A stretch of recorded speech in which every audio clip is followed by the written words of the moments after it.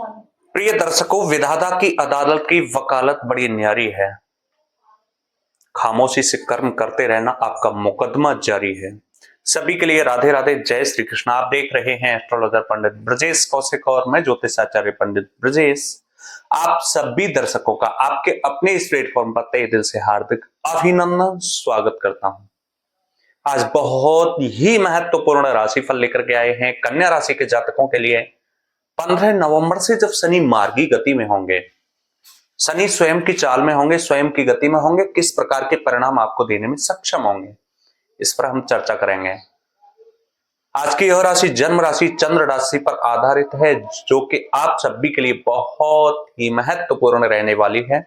मुझे नहीं पता आपकी जन्म कुंडली में किस प्रकार की गोचर गणना गति है, विंशोत्तरी महादशा अंतरदशा प्रत्यंतर दशाएं हैं, किस प्रकार का फल देने में आपको सक्षम हो रहे हैं नवग्रह। लेकिन ऑल ओवर कन्या राशि के जातकों के लिए यह राशि महत्वपूर्ण रहने वाली है, जो कि 70% से 75% तक आपके जीवन में ऐसी घटनाएं घटित होंगी। इस काल में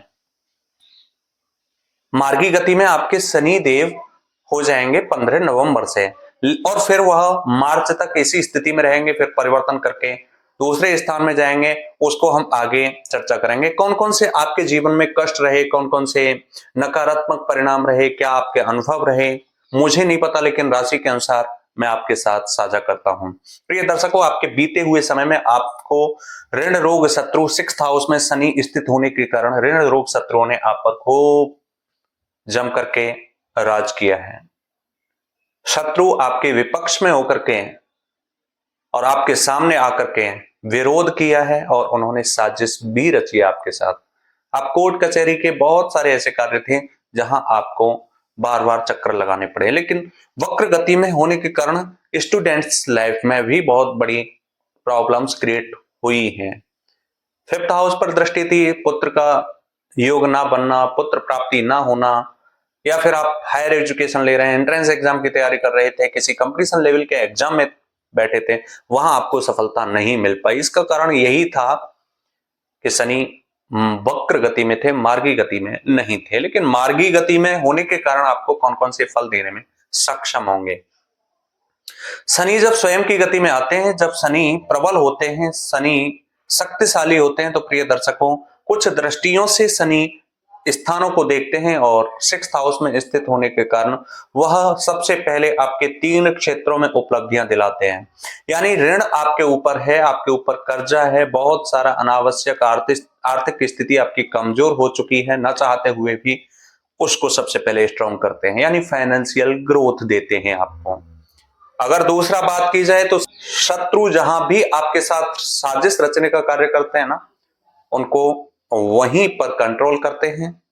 तीसरा आपका रोग, बहुत सारे ऐसे असाध्य रोग थे, यानी त्वचा से संबंधित, गले से संबंधित, हृदय संस्थान से रिलेटेड, रेस्पिरेटरी सिस्टम से रिलेटेड, मेटाबॉलिज्म से रिलेटेड प्रॉब्लम्स आपको बहुत सारी क्रिएट हुई थी, जिसके कारण आपको अभी तक आपको बहुत सारी प्रॉब्लम्स तरीके की देखनी पड़ी थी, जो कि अब आपके रोग जितने भी हैं, असाध्य रोग हों या फिर जो भी रोग हैं, जो भी बीमारियां हैं, वे सब खत्म होंगे। और सबसे पहले शनिदेव आपको, प्रिय दर्शकों, शनिदेव यही आपके ऋण रोग शत्रुओं से आपको निजात दिलाएंगे। अब बात की जाए, शनि की दृष्टि अष्टम भाव पर भी रहेगी। अष्टम भाव होता है गहन अध्ययन का, स्टडी का, शोध का, कोई नया आविष्कार करना, या फिर आप जो भी इंपोर्ट एक्सपोर्ट के कार्य से जुड़े हुए हैं उसमें आपको इजाफा दिलाने का कार्य भी कर सकता है। कुछ ऐसे स्थान हैं जहां पर आपको सचेत रहना चाहिए, सजग रहना चाहिए, सावधान भी रहना चाहिए। जैसे कि बात की जाए प्रिय दर्शकों, आपका जल, अग्नि और वाहन, इन 3 क्षेत्रों में आप विशेषकर अपने इस शारीरिक सुरक्षा रखें, केयर रखें, केयरलेस ना हो। यहीं आपको कोई अनावश्यक प्रेशर ना दे, यहीं आपको कोई अनावश्यक दबाव ना दे, इससे भी आप बचें और जल्दबाजी में कोई भी निर्णय ना लें। दूसरी दृष्टि पड़ेगी आपके 12th हाउस पर। 12th हाउस होता है फॉरेन कंट्रीज से जुड़े हुए हैं, कोई विदेश गतिविधि कर रहे हैं, एक्टिविटीज कर रहे हैं, आप हायर एजुकेशन ले रहे हैं, या फिर विदेश से आप इंपोर्ट एक्सपोर्ट का कार्य करते हैं, कहने का तात्पर्य यह है कि आप विदेश गतिविधियों से जिनसे भी जुड़े हुए हैं वहां से आपको इजाफा दिलाएंगे। आपकी सुख सुविधा में, भूमि, वाहन, मकान में भी आपको इजाफा दिलाने का कार्य करेंगे शनिदेव यहाँ।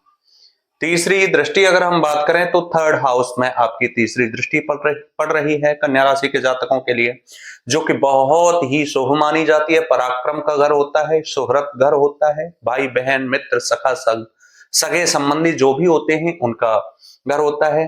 तो इसका कहने का मतलब यह है कि प्रिय दर्शकों, चारों ओर से जो भी आपसे लोग कनेक्टिव हैं, जुड़े हुए हैं, उनसे आपको लाभ दिलाने का भी संकेत दे रहे हैं शनिदेव।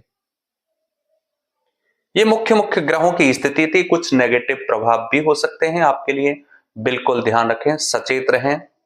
जैसे सबसे पहले मैंने अष्टम भाव में बताया, जल, वाहन, मकान।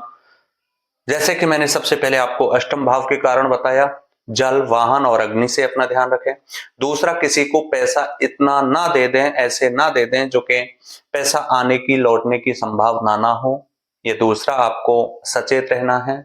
तीसरा, आप आलस्य में ना आ जाएं, क्योंकि आलस्य में आने के बाद यहां आपके कार्य में रुकावट हो सकती है, क्योंकि शनि अभी खुद की चाल कमजोर थी। अब होगा क्या, आपको सफलता मिलने के संकेत होंगे और आप ऐसे समय में आलस्य में आ गए तो अब आपकी भी गति कमजोर हो जाएगी। तो ऐसा ना करें। ये मुख्य दृष्टियां थी शनिदेव की, मुख्य स्थिति थी जो कि मैंने आपके समक्ष रखी। अब मैं बताता हूं आपको कौन कौन से उपाय फॉलो करने चाहिए। प्रिय दर्शकों, प्रतिदिन आपको सबसे पहले उगते हुए सूर्य नारायण को अर्घ्य देना चाहिए। हनुमान चालीसा का पाठ करना ना भूलें। और अगर आप व्यवसाय से जुड़े हुए हैं तो आदित्य हृदय स्तोत्र का पाठ भी अपने प्रतिदिन के नियम में जोड़ें। मेरे पास जो जानकारी थी बखूबी मैंने बहुत कम समय में आप तक पहुंचाने का प्रयास किया। अब आपकी भी एक जिम्मेदारी तो बनती ही है कि अगर वीडियो आपको अच्छी लगी हो तो अन्य लोगों के पास भी शेयर करें। चैनल को सब्सक्राइब करना ना भूलें, बेल आइकन प्रेस भी कर लें जिससे अगली वीडियो सबसे पहले आपके पास पहुंच सके।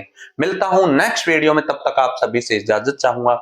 सभी के लिए राधे राधे, जय श्री कृष्ण, जय माता दी। प्रिय दर्शकों।